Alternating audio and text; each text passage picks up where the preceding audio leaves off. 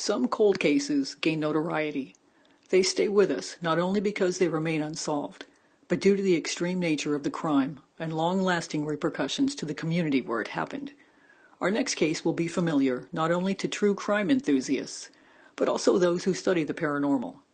The facts of the case are grim, and we advise consideration before listening. True Crime Psychic Eye revisits unexplained mysteries and unsolved missing persons cases from a new perspective, the insight of a psychic medium.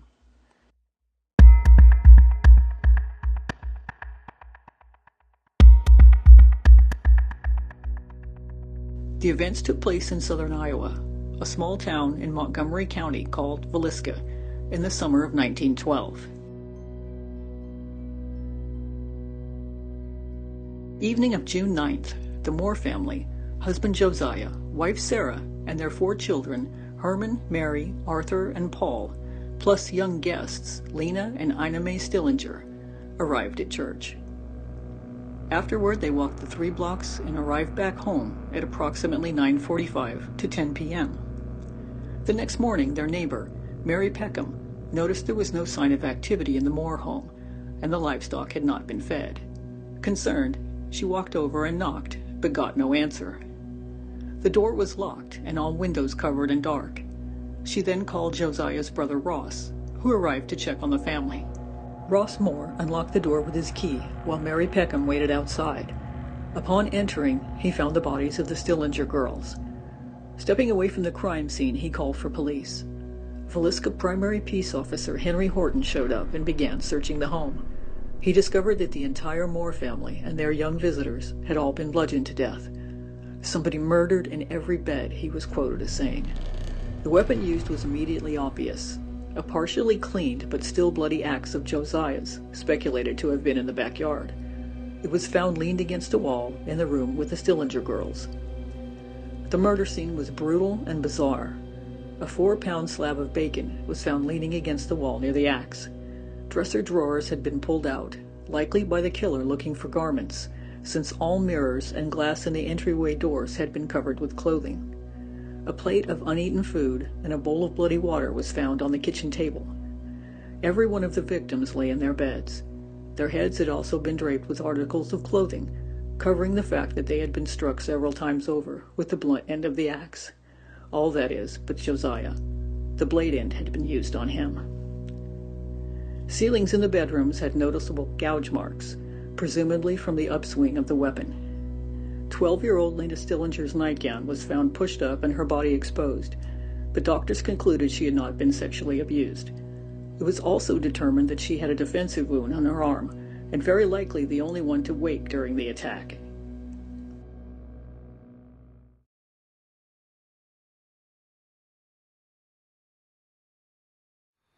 Yeah, I can tell you exactly who killed the Villesca family. Hearing that in my head, I keep hearing, why? Why did he do it? Why did he do it? Are any of the victims' spirits still there? Ina's not there. Lena's not there. Paul's not there. Arthur's not there. Sarah might be. Josiah's not, and Herman's not. Sarah and Mary are who I feel the strongest right now. Sarah is there, but she does not haunt, she does not hurt, and she rarely communicates with anybody. And the reason why she is there is because she's very maternal and still feeling she's unable to let go. And so I'm actually going to try and help her right now. Harlow, I feel like she's connecting with you. You can just take a minute and see if you can feel her, and or just let her know that she doesn't have to remain there, and she'd be better off if she moved towards the light. And if you can embrace her because she's hesitant to connect and listen. She's not totally scared, but she's hesitant. So try and embrace her. Put your hand out. Energetically embrace her, let her know that it's safe and that she doesn't have to be there anymore. But she deserves to experience something new, something light-filled, something lighter. It's really faint. Put your hands out so she can hold your hands. And then we're going to move her along. She's willing to go. So just imagine her, visualize her, see her, feel her being lifted up and moving into the light. Her angels have come down. Her guides have come down. She's allowing them to take her. Yeah, it feels different. Mary is the one that's talking to me. She's still very, obviously, she's just kind of like, I see her just like shaking. And so it's going to be silent for a minute. I just want to sit with her for a minute. I'm waiting for her energy to stop vibrating. It's like static movement that's stuck. So the sound would be like a broken record, but the visual is like with a video is stuck on repeat. Or like, like, you know, something is broken. And so you're just seeing the same frame repeat and repeat. Mm-hmm. And so I'm just sitting with her until that stops. Her frame has stopped. The static movement has stopped, and she's just sobbing right now. So when it's in human terms, she's not literally crying like a human cries. What we're doing is releasing the vibration of the attacks. We're releasing the memory. We're releasing the energetic remains, the energetic residual, so that her soul is at peace. Her guides have moved in very close. I'm still holding her. I haven't been told to let go yet. And so we're just sitting for a moment, letting her take her time and shedding this life experience so she doesn't take it with her. And she's saying she doesn't want her name anymore, so I'm not referring to her by that name. But she's getting ready to go. And she's being lifted up. I'm not asking questions because my job is to release her, not to keep her. And same with the mother. Both have been released. That house is no longer being held by this family. Any energies that live in that home is 100% not them. They're gone. I'm not saying there aren't energies that are still in that home that are coming from different places and different things, but these people are no longer there. Many possible suspects emerged during the course of the investigation. Andrew Sawyer was a transient who was interrogated after many claims of suspicious behavior, but was never charged. Frank Jones was a Villesca resident and Iowa state senator. Josiah Moore had worked for Jones before leaving to open his own store. There was also an unsubstantiated rumor that Josiah was having an affair with Jones's daughter-in-law. William Mansfield was a thug and suspected serial killer. 9 months before the Villesca murders, a similar axe murder had occurred in Colorado. There were 2 more cases in Kansas, all with similar details, including clothes used to cover windows, and additional cases of unsolved axe murders along the Southern Pacific Railroad line. Some theorized that Mansfield had been hired by Jones, but in time Mansfield was proven to have an alibi. Henry Lee Moore was convicted of murdering his mother and grandmother with an axe after the Villesca killings, again a case with striking similarities. Paul Mueller, an immigrant, had been the sole suspect of a murder of a family in 1897 who had hired him as a farmhand. Some believe he was the serial killer responsible for axe murders throughout the country, who chose his many victims based on their proximity to railroads, enabling him to travel and kill undetected. The Reverend George Kelly ended up being the main focus of the investigation, mostly for his peculiar traits and bizarre behavior. He had reportedly suffered a mental breakdown and often been accused of peeping in windows. Hours before the bodies were discovered in Villesca, Kelly was telling fellow passengers aboard a train of the murders. A grand jury indicted him, He signed a confession to the crime, but recanted at his trial. Due to his history of mental illness, the jury didn't believe he was responsible. After 2 separate trials, he was acquitted. Who is responsible for the murders? Reverend Kelly is the one who did it. Did the killer wait in the attic for the family, or did he wait in the barn before killing them? The Reverend was up in the attic. He had access to their home somehow. It feels like he was almost, maybe he was trusted in the neighborhood, but he had access to their home. This is not the first time he's done this. It's not the first time he's killed. It's not the first time he's molested. It's not the first time he's behaved this way. There was sexual abuse, yes. Was it sexually motivated? This man was just warped on all levels. So who's to say what motivated what? Was this a motive of opportunity, a crime of opportunity, or did he plan this? He planned it as he has planned others before. This wasn't new for him. Why were the faces of the victims and all the mirrors in the house covered?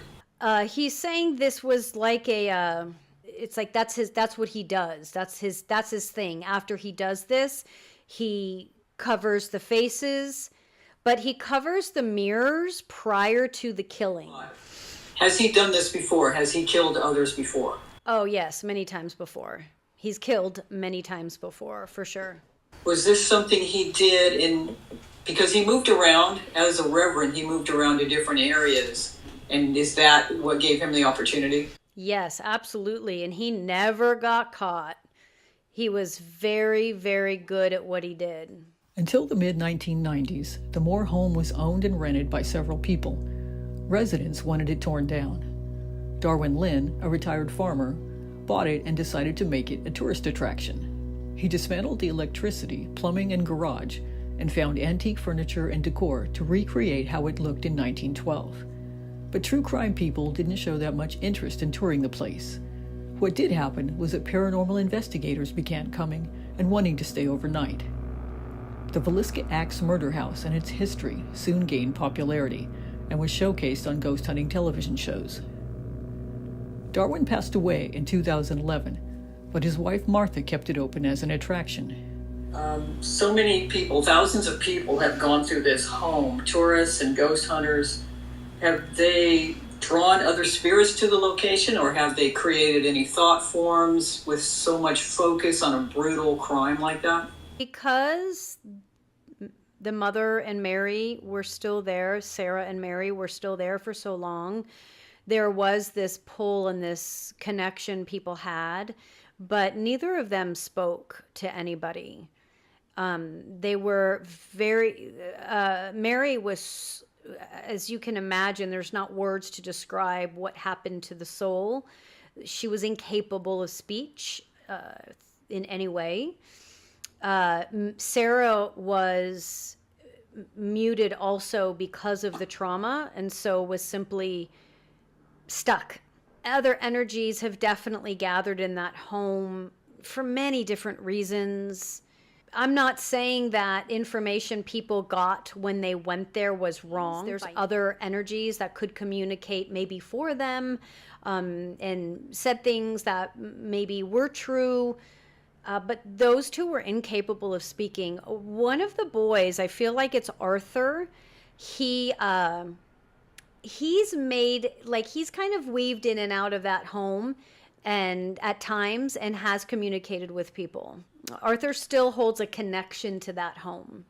A lot of people had reported about trickster kind of energies, pretending to be the killer, pretending to be the victims. Quite a few people have reported experiencing that. In 2014, one of the overnight ghost hunting guests, Robert Buck Larson, was investigating upstairs when he was found with a self-inflicted knife wound to his chest and hospitalized. He survived, but has rarely spoken about the incident. His brief statement during the show Kindred Spirits mentioned that he had tried to reenact the crime scene, using his own knife since he had no axe. While provoking the spirit of the killer in order to get a response, he heard his mother say something downstairs about tons of orbs in the home. Larson said he saw a huge orb in the bedroom closet, and then he blacked out. Waking with a scream, to find his own knife in his chest and shoulder. He didn't do it to himself, but he also said himself he was provoking, correct? Correct. What caused it? A manifestation of what he was looking for. So there's always beings that are willing to help and do what someone is looking to create. Robert was, I don't know if he's conscious or not of this. I feel like he is, but maybe was not scared to talk about it, but wasn't sure how to talk about it, or wasn't sure. He didn't want to sound, I don't know, braggadocious or something, but Robert is very much carries Wicca energy and is very capable of manifesting things into the physical. And I say that because he's a very powerful person in a very good way, because there was very much him learning about who he is as this Wiccan entity who is capable of physically manifesting experiences. This is one of his psychic skill sets. And this is one of the ways he became aware of it. I feel like he was sort of aware of it before, but maybe not as fully aware. And I feel like there was a part of him that was a little shy to being really confident in who he is. But the truth was and is, had he stepped into it and really allowed it to embody him, this scenario wouldn't have played out to such a degree, because he would have had more control over it. But more so, it was about him learning who he is and what he's capable of. I'm sure there's a lot of opinions out there on what he did and why he did it, but I feel like at his core, he didn't mean harm. A resident of the home years after the murder, but before its restoration, was strangely stabbed while sharpening a knife. Was there something dark in the home that influenced these kind of things and possibly the killer? The Reverend's, after his death, he stayed in that home for a long time and haunted. He very much made that his home. I don't even feel he is still passed over. He is still in that home. But it's as if his energy gets weaker and weaker and weaker. And there was hauntings, there was deliberate interaction with people that would come into the home. But this person in particular that was stabbed himself accidentally, correct? Yes. Was strong enough to not let the energy of the Reverend affect him. So it wasn't the Reverend that was able to stab this person, but his energy was capable of kind of throwing people off center. And if these people were weaker and insecure, he could really hurt them and scare them. And so the Reverend's energy was always there. It didn't matter that the house was restored. So over the years, tourists and investigators have experienced a lot of different activity. From the closet in the children's room opening on and closing on its own, from shadow people and orbs, knocking, footsteps. People have had the air knocked out of them. The attic doors closed by itself. What has caused all of that? Part of it is the Reverend, for sure. But a lot of it is the Reverend, and I almost want to say like the Reverend's friends, as ridiculous as that sounds. There was just energies that started to accumulate in this home for other reasons that I don't really want to get into. It's not that I'm being shown the information, I'm withholding it. It's that it's so dark. It's like I don't really want to dig into that. But a lot of it was the Reverend. And I say was because his energy is diluted now so much. His energy has been diluted from people coming in and challenging him and almost taking from him. I don't mean like coming in and trying to take the energy of a murderer and become a murderer. I don't mean that. Just It's like there's been so many people through this home that it just started to dilute him, and he couldn't, because he wasn't strong enough as it was on his own. The more people that moved through, it was like they would take a little piece and take a little piece and take a little piece, and he starts to dilute. But then other beings started to gather around. It's like kind of like, which I'm not saying this happens all the time, but it just kind of feels like other spirits just kind of that were stuck and that were in that vicinity just gravitated towards people to just interact. And so there was a lot of interaction there that had nothing to do with this family. A lot of people have told stories about going to the house over the years and feeling like a lot of dark energy follows them home and affects their life in a dark way. Does that happen? It does happen at this home. So a lot of dark energy does follow people out of this home. And the reason for that is this group consciousness that people don't take into consideration. And the group consciousness is this home is meant to draw people in. So whoever runs this home, their intention is to draw people in and keep people coming, right? And so there's this group consciousness. There's also these people out there that want to be a part of this home. And so that collective group consciousness has created and kept alive just dark energies in general in this home. And so there's an openness to it and a willingness to continue to create this darkness. And so yes, it's going to travel home with those that visit, because those that visit are naively joining in to a group collective that was started by the people who have kept this home alive. The Villesca house can currently be toured or booked for an overnight stay. 360 Cities also has a virtual online tour available with panoramic view of its yard and rooms. Curious, I tried that for myself several years ago, following the map that identified each area.